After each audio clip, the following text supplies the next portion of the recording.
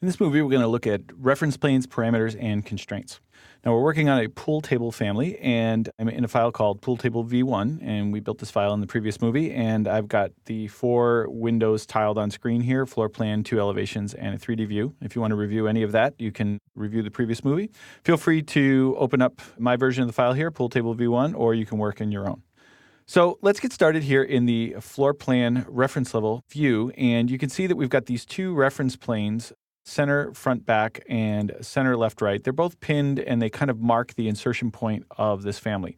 So what we want to do is make sure that the family that we built is oriented relative to that insertion point in a logical way. And in this case, I'm going to make sure that my family is centered on that.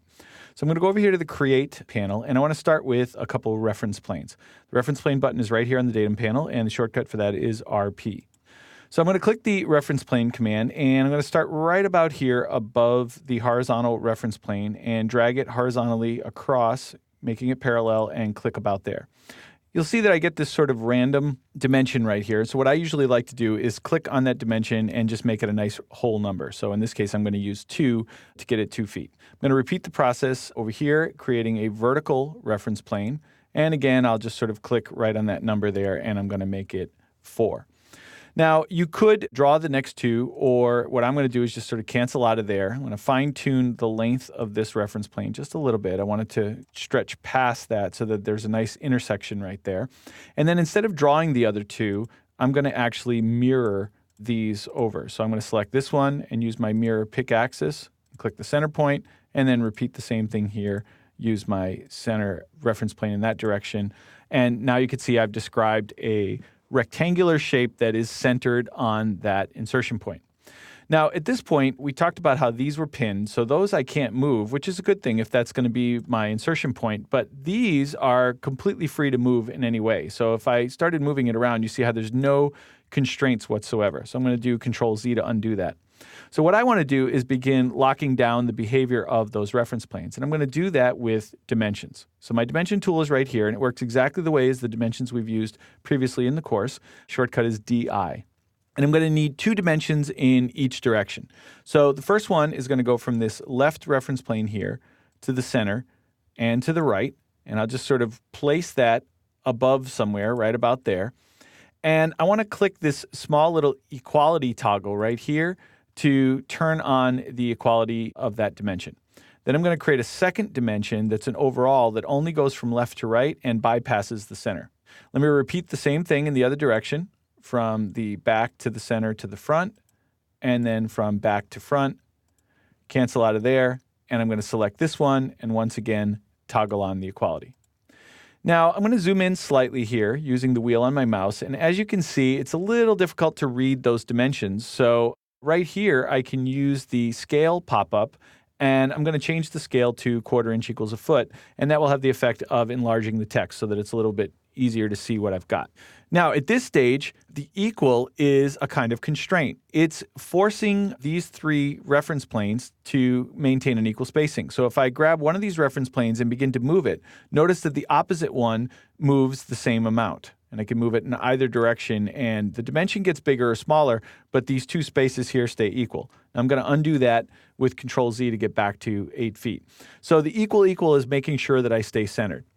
The next thing I want to do is take the 8-foot and the 4-foot dimensions and turn those into parameters. I want those to become rules, if you will, that are going to determine the overall size here. So I'm going to do that by selecting the 8-foot dimension.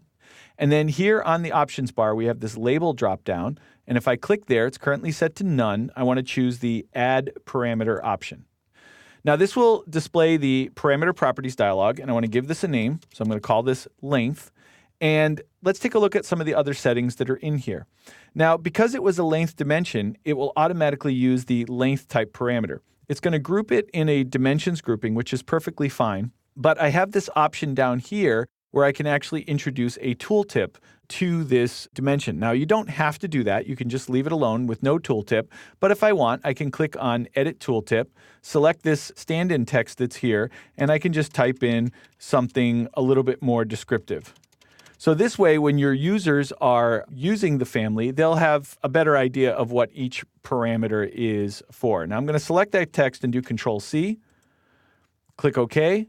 That copies it to my clipboard so that when I click OK again and I select the 4-foot dimension, label it, and add a parameter, call this one width, go down here and edit its tooltip.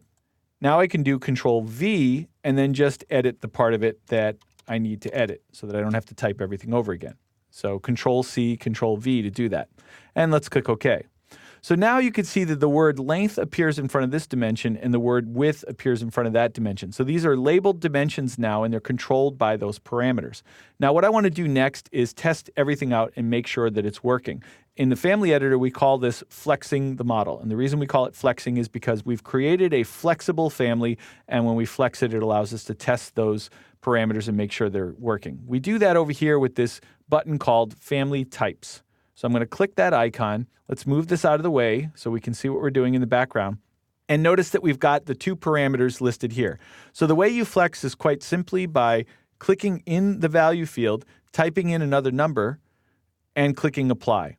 So if everything flexes the way you expect, then terrific. You can move on to the next step. If it doesn't, then you have to back out of here and troubleshoot where things might have gone wrong. So let me go ahead and set these numbers back to 8 feet and 4 feet, and then click Apply to restore the value back to here.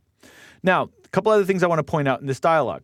Let's say that you don't like the order that length and width appear in. Maybe you want width to come first. It's possible to select a parameter here, and then using the buttons right here, you've got move up and move down. I can just simply click the move up button, and now width comes before length.